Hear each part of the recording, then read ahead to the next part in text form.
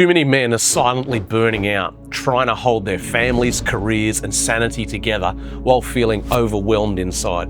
In a recent episode on the ManTalks podcast, I sat down with Graham Solomon to explore the challenges that men face today: fatherlessness, broken family court systems, mental health struggles, and a culture that often shames masculinity. This raw, honest conversation delves into masculinity, fatherhood, identity, and what it takes to be the circuit breaker in your life and family. If you've ever felt alone, lost, or tired of apologising for being a man, then this one's for you. Today, I've got a special guest in, Andrew Gray from The Man Show. A lot of you might have seen him on social media. He's all over social media at the moment. Love his content.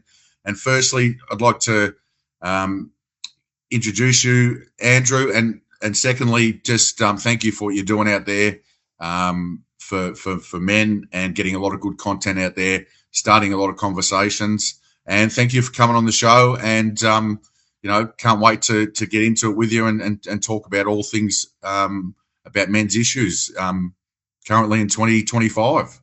Yeah, absolutely. Thanks for having me on, Graham, and I'm looking forward to our chat today. No worries. Now, the first thing I want to ask for the people that haven't seen you or don't know you is how did you, obviously end up in The Man Show, and what was the history behind it, and what sort of impact have you what purpose for yourself is driving you to do this Sure. to get men's issues out there in the public? Yeah, absolutely. Well, the backstory in short is that I went through a bit of a career pivot about 3 to 4 years ago, which was a good one. It was by my own design, and I sort of orchestrated the whole change of career. And at that moment, I knew that I wanted to get into the content creation space.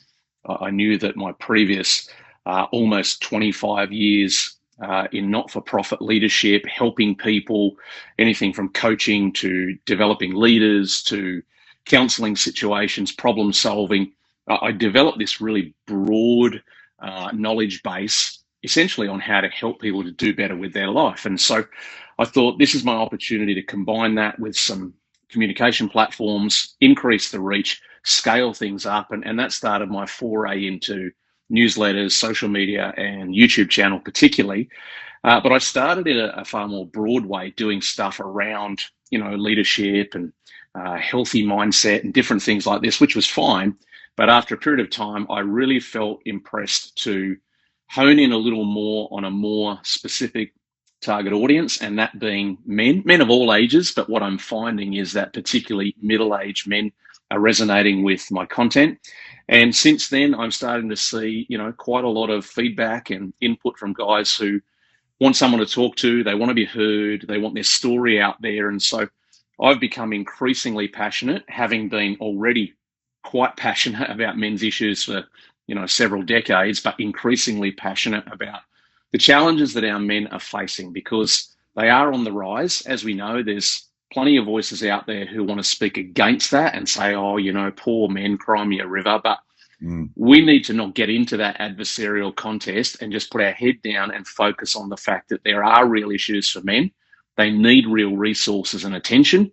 And it's going to take more and more of us to stand up and speak up and say, we don't care whether people disagree. There are men out here who are struggling. They're burning out. They're tapping out. They're struggling with family breakdown and parental alienation and mental health issues, vocational disruption, financial pressure, you name it. The pressures have never been higher at the same time as the resources have never been lower. And so we've got to do more for men. And so I got really passionate, thinking I can do my bit. And hopefully we get enough guys collectively who are doing the same thing and say, yep, we're going to raise a bit of a standard here about the fact that this matters. Yeah, totally agree. And like, in your observations so far, what do you think? What do you think's changed? Why do you think the statistics for a lot of things are rising? Like you said, men's mental health issues, suicide, all of this sort of stuff. What do you think's changed over, say, a 10, 20, 30-year period? Yeah, it's a great question. Look, I think there's multiple factors. And these are in no particular order, but I would identify 4 or 5 really obvious things. And we can start from the outside in. And the first one is the external or environmental circumstances and pressure. Cost of living is a massive issue for guys. Identity issues on how they're supposed to perform in their workplace, struggling with who they're supposed to be as a man. What does masculinity mean in today's world? So there's a lot of external pressure being exerted on men. That's one big factor. Another factor is we're seeing, unfortunately and very sadly, an increasing percentage of marital breakdown, which as many men and women, but many men that we're talking about today have suffered through. And that's extremely debilitating to go through that at any age. Often on the back of that, we're seeing another factor kick into gear, which is the parental alienation situation, which is a huge, not often spoken about, often enough issue. It's starting to rise in its awareness, but we've got to do a whole lot more on that front because, as you're aware, and many of the men who are connecting with me are aware, there are some horrendous, heinous things going on in the family court system that predominantly disadvantages and damages men. And by virtue of that, children are severely damaged through that process as well. So the parental alienation is a huge factor. As I mentioned before, mental health challenges are a huge factor. And probably the last one I'd add there is we are now as a society starting to observe the fruit of a multi-decade passage of increasing fatherlessness. And so whether people have a good, bad, or indifferent relationship with their biological father or don't know him at all, or whatever their particular story is in their own unique way, the stats are screaming at us that when you remove the father figure from the family home, the resulting impact on subsequent generations are not good at all. Crime rates, suicide rates, incarceration rates, poor grades at school, inability to maintain healthy relationships, addiction problems, you name it, every statistical column goes through the roof when you introduce fatherlessness. And there's, other sort of second tier factors that are compounding all of the ones that I just mentioned, chief of which is a very left-oriented mainstream media, or some people, including me, like to call it the lamestream media. And then we also have pockets of our political class who have an agenda that is oriented towards, at the low end, disadvantaging men, at the top end, an outright hatred of men. Combine all of that with what some people call the third wave of feminism. I call it metastasized feminism. It's gone mutated and rogue. There's a list of things, you just contemplate those, all piling in on our men. It's not surprising that guys are reaching the end of their rope and, asking some scary questions like, what's the point of getting up another day? Should I just end it? Who am I in this world anymore? Who cares? These are scary questions at any age, but when our men get into their 40s and 50s, the time when most of them are asking these questions, it's an extremely scary and lonely place, and that's where we find so many of our men. Yeah, exactly. And there's a lot of issues there. Like you've covered, in a short amount of time, a lot of issues. Yeah. And to also being Australian men and growing up in Australian culture, we probably more than other countries in the world have got this. She'll be right.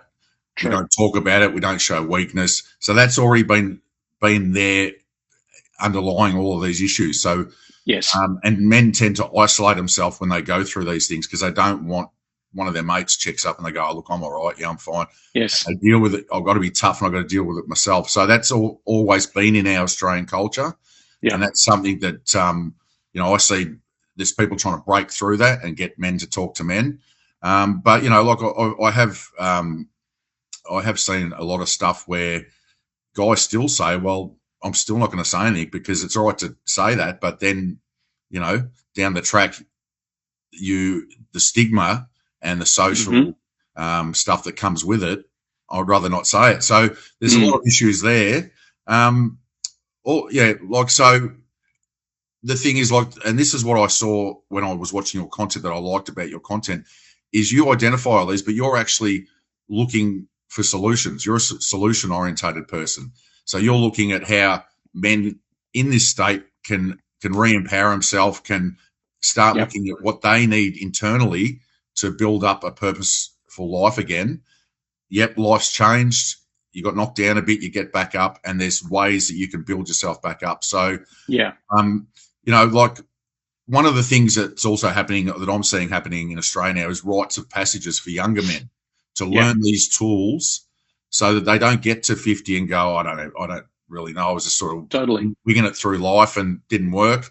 That they're actually learning these tools to build core values and to build inner strength and self-esteem within themselves, say from 15 to 25, so that they're prepared for life. And there's a few of these. There's some people leading these, which is great. Have you had contact with people that are doing this sort of stuff? Not so much specifically to do with the rites of passage stuff, but I do agree with you on that front. It's something that typically in our Western culture, we haven't done well because we haven't known it and understood it. And then, as we said, if you combine that with the epidemic of fatherlessness, we have this horrible cocktail of absence of role modeling. And I say to people all the time that, guys may not have their biological father around because he's passed away or he was absent or he was incapable or all manner of things. Some of that role modeling and prototyping and the passage into manhood doesn't always have to come exclusively from the biological father. There can be father figures. And this is why I'm always trying to advocate to men to do everything in their power, gather their resources to get through the fiery trial they're in, because without question, one of the things that will come their way on the other side of their trial, if they stick it out and get through it, is another man who needs them there so that they can get through theirs. Yeah. Now, when you're in a dark spot, and I know what it's like to get to a really dark, really low place mentally. I know what it's like to get to a point of breaking and feeling like the light of hope down the pathway is beginning to dwindle. And you get in that spot and it's difficult to lift your eyes up and think, well, I don't know if I can get through to dinner time tonight, let alone think about that future. But this is why we need brotherhood, where we bring men into our circle, especially those who feel like they don't have a toolkit for talking and opening up because of that lack of role modeling and that lack of fathering in their life. We need to bring men into that environment and let them go at their own pace and tempo to slowly add to their toolkit these skills around how to become self-aware, how to understand the nature of their challenge internally, then how to wrap language around it and do it courageously and safely with other men who are not going to dismiss them, mock them, diminish them, not know what to say to them. If we can break those two big issues of silence and isolation, we would help a lot more men with this idea of prototyping and role modeling. And the thing about it is, and I said this on an interview recently, this is not very popular amongst the feminist circles and certain other circles, but I could care less. I'm not interested whether it's popular or not. I know it to be factual and truth, and that is manhood can only be bestowed by manhood. You can't bestow masculinity with femininity. Yeah. And the converse is true. See, I have an 18-year-old daughter. I've got an 11-year-old son. I have no capacity within my design to bestow femininity on my daughter.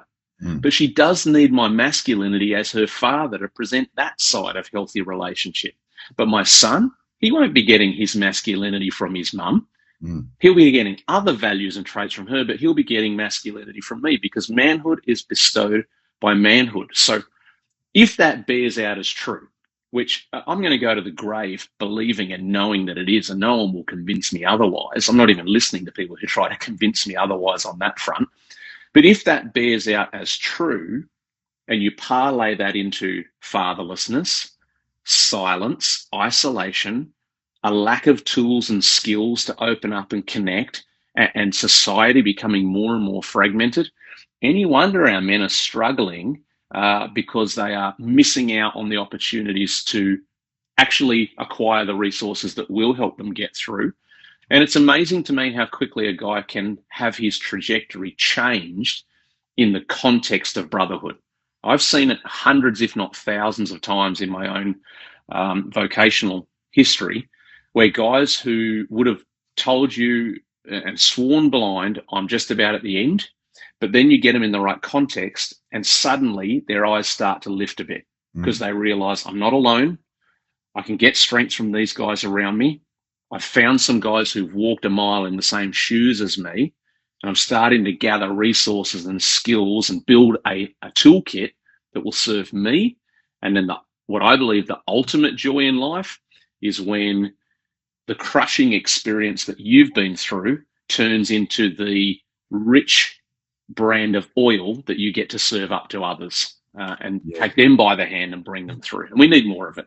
Yeah, we do need more of it. One of the things I noticed with, I had 3 sons growing up in sport and everything. I just noticed that guys our age, there didn't seem to be a lot of role models. It seemed people was that busy caught in the material world that they just, I haven't got time. I can't do that. I've got this.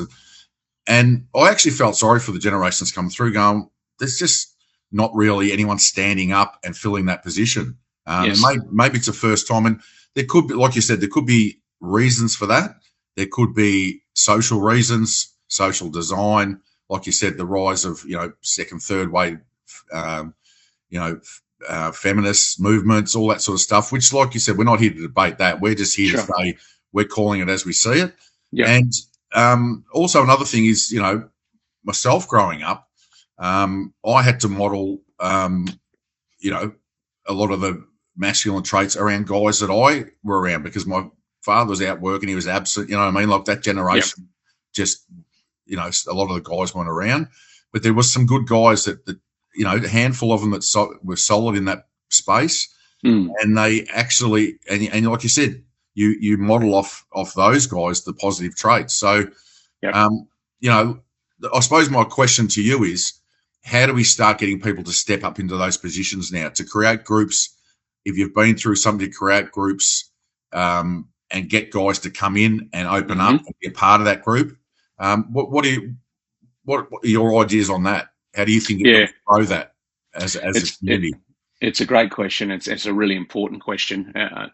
First thing I do is resonate with your point that there are specific and unique challenges that we observe because of unique generations and demographics and how they were raised. And, I'm right smack bang in the middle of Gen X.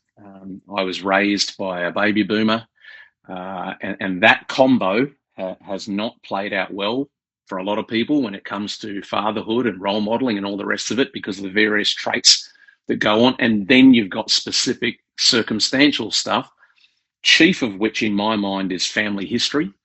And so we do see a lot of compounding repetition. And what I mean is it's no surprise when you observe a family tree and a family line and the patterns are there. There's no big surprise when alcoholism or other addictions or violence and out of control anger and emotional unavailability or passive standing back, whatever the particular trait is, it runs as a pattern through families for a reason. And the reason is that the fruit looks like the root. In other words, as much as we don't like it, you can't escape DNA and genetics and prototyping unless you acknowledge it. And here's the powerful thing, Graham, and I'm talking to men about this all the time. And that is, if we want to do something about this generational compounding of what's going on in our men, somebody in that family line has to make the courageous choice of valor as a man and say, I may not have gotten what I needed in my past. My dad may have been absent or not available, or I never met him, or whatever the struggle may have been. Somebody in that crowd has got to go, but do you know what? As a man, I'm making the powerful choice because I'm an autonomous human with agency. I'm powerful. I'm not a victim. Yep. Even if I've been through victimizing circumstances, my identity is not victim. My identity is powerful despite my circumstances. And because of that, I choose to be the circuit breaker in my family tree. So I'll give you a simple example. And, this is not, earth shattering by any means, but it's the uniqueness of my story. As I said, I grew up in the home of two baby boomers. They were not taught by their parents how to be emotionally available or to express love and affection. And so their tool bag was virtually empty on that front. And so I made it into manhood without hearing the words "I love you" verbalized. Yeah. Now, I know there will be people who will hear me tell this story. Some people from the feminist crowd, some people from the cold, hard denial crowd, maybe a handful of alpha bros who will go, "Oh, poor Andrew, let's cry him a river." That is just denial of the inherent needs we all have as humans. But here's what I did about it. I didn't sit down and cry a river. I made a positive choice to say, there is no way in the world I'm passing that lack of communication onto my own children. Yep. And so my wife and I talked about that, and we made the commitment because she had the same experience. And we said, we will be the circuit breakers in our family tree on this front. So our two kids hear "I love you," "I'm proud of you," etc., and related terms constantly. And what it does is it creates a safety around them and a security around them to shape their identity and help them to know they can go out into a scary world and take on the challenges. And so this opportunity to be a circuit breaker is one of the most powerful things that we can do. And even on the nuance of your question where you said, how do we get guys joining groups and this and that and the other? Even that is a choose to be a circuit breaker moment, because we need men who will say, do you know what? I have got my own challenges. I'm going through my own struggles, but I'm not going to let that stop me pouring out something to others. So, sometimes people wrongly assume that just because someone appears in front of a camera or they've got a social media platform or they've got some kind of influence, they must have everything sorted. Their life's sweet. I could bore people with the challenges I've got going on in my life right now. I've got plenty of them. And some of them have been really, really difficult to get through. However, I know that part of my way through is to help others as well. And so the answer, I really believe, is more men who recognize there is a power within to be that circuit breaker. And once you choose it, there is this almost miraculous momentum that starts to kick into gear on the inside. And it changes the identity of a man when he surges with that. Yeah, and making it part of your purpose moving forward. I'm going to make 100%. I'm going to make an impact to make a difference. 100%. I just wanted to ask you, 5 traits. I saw one of your social media things, and 5 traits. What was it? 5 traits in a good man. Give us just straight off the bat 5 traits that you see in a good man. Okay. That a man that's done the work and that is purpose driven. What are 5 good traits? 5 good traits off the top of my head. First one, integrity. He does what he says. Yep. I'm big on this. Comes down to tiny things. Sometimes guys will say things like, "Hey, I'll give you a call tomorrow." Tomorrow comes, the call never arrives. That's an integrity issue. Get organized. Use your diary, use your task list, get organized, because when the other person heard it, they believed you meant it. So when you don't come through, if it's a mistake, and we all lose sight of our diary from time to time, shoot a text. "Hey, so sorry, I let that slip. I will definitely call you tomorrow, I promise." Yep. Don't let it slip the second time. That's integrity.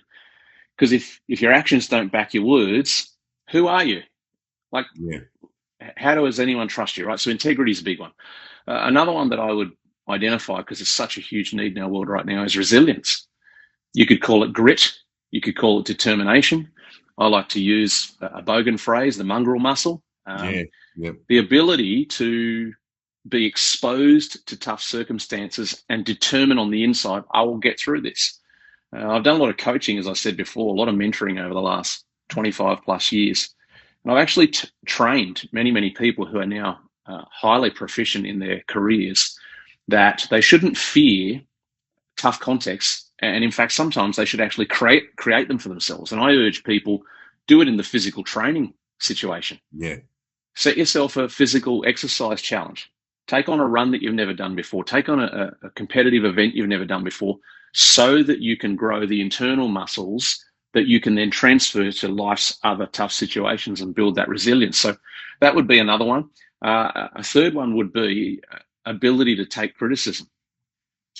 If you can't take criticism, then you're going to really struggle to be developed and to grow. Now, the hard one with this is when we have men who are uninitiated, like we talked about before, unfathered, haven't been brought through into manhood.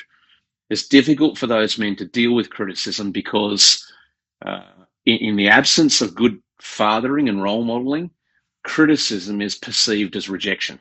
And then it taps into insecurity and all kinds of things. But the ability to listen to feedback and say, you could do better here, you could change this, that's a big deal. How many is that? That's three. Three. Three. You can do 4 or 5. I saw one of your posts the other day, and I really liked it. And it was a very proactive thing like this. Guys can aspire to these and build themselves, up to these. So I just thought I'll get you to share them with us. Yeah, probably one more I would give, and I'd attach a couple of thoughts around it because the first word seems too vague, but the word is loyalty.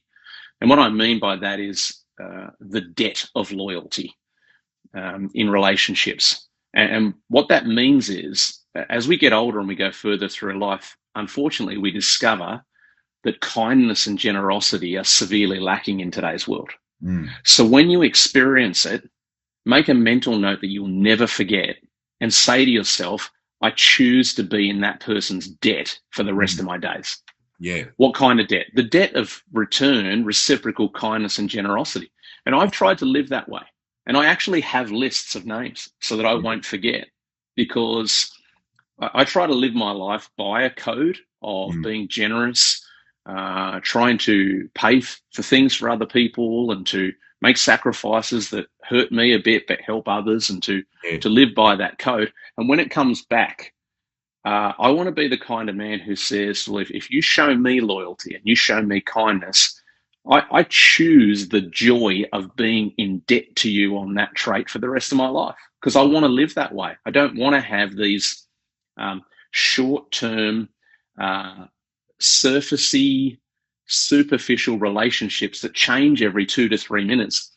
I actually want to be a man that can carry some relationships through all the phases of my life. And a big key to that is loyalty. And so I've got some relationships in my life now where men and women and other families have been there for me and stood by me. And some of them live in different countries right now, but I will never forget. I've chosen to be in a debt of gratitude and loyalty to them, to the extent that literally, if they ever need me or their children need me for anything, I'll drop everything and be there in a heartbeat.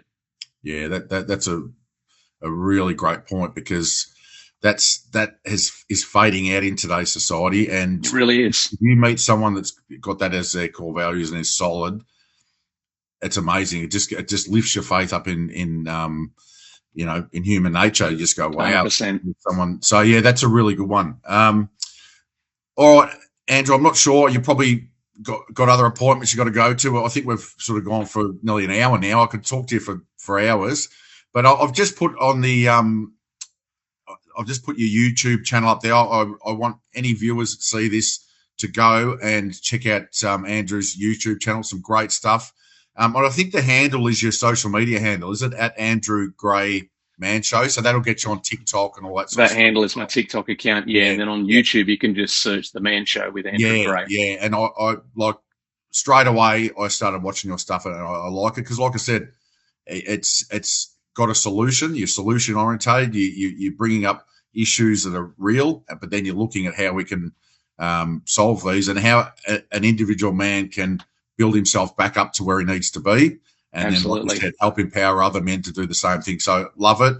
I recommend everyone that sees this podcast to go out and to watch Andrew's stuff, because it is, I believe, crucial that we start turning the corner with a lot of men's issues at the moment before the stats, become out of control, which 100%. They already are. But, per capita in the world with our population, we're already right up there with most of the Western countries. So, look, really appreciate it. I'll give you you stand up on the rooftop. Is there any final thing you'd like to say?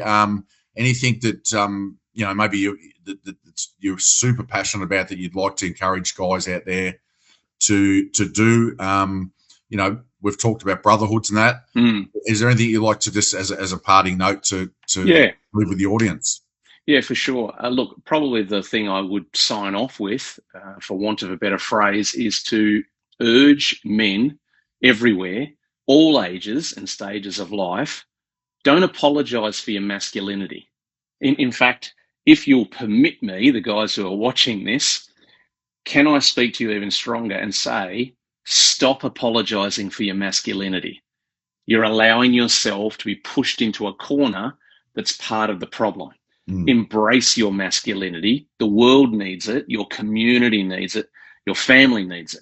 And when I use the word masculinity, I like to use this phrase, Graham, original masculinity. I'm on a mission for as long as I've got breath in my lungs to do away with lazy, unintelligent, hybrid, mutated phrases like toxic masculinity. You cannot add a lazy adjective to an already conclusive, defined word. Masculinity is self-evident and existential in itself, and it means to protect, to provide, to empower. And so original masculinity is good for everyone. It's good for women, it's good for children, it's good for community, it's good for the world. And the truth of the matter is, if men don't embrace their masculinity, or they stop embracing it because there's pressure out there yelling against them, we go into a further tailspin across the whole globe where chaos and anarchy reign in ways we haven't even seen the like of which for probably a century or two. So to all the men watching, please, I know there's people out to get you and silence you. And that's why you need that man on the inside to rise up. If you need to hear it, I'm in that category. I will not be backing away from my masculinity for anybody. I won't be legislated out of it. I won't be told that it's useless and not needed anymore. That is a nonsense ideology. So men, embrace it. It's needed and the world needs it. Yeah, well said. And I agree. I agree with you. You know, instead of, you know, this toxic masculinity, healthy masculinity. That's what, totally. You know, that's the place to come from. So, no, great. I really appreciate you coming on, Andrew. Pleasure. Love your stuff. I will continue directing people to your platforms, and you're doing a great job. And the Australia and the world needs more men out there making some noise and basically getting the word out there. So, absolutely. Thank you very much. And all right, guys, you've heard it from Andrew Gray. So go and check out the Man Show, his YouTube channel, and his social media stuff. And yeah, it's it. It's time to become a better man and to do the work on yourself. So, all right, good stuff. Thanks, Absolutely. Andrew.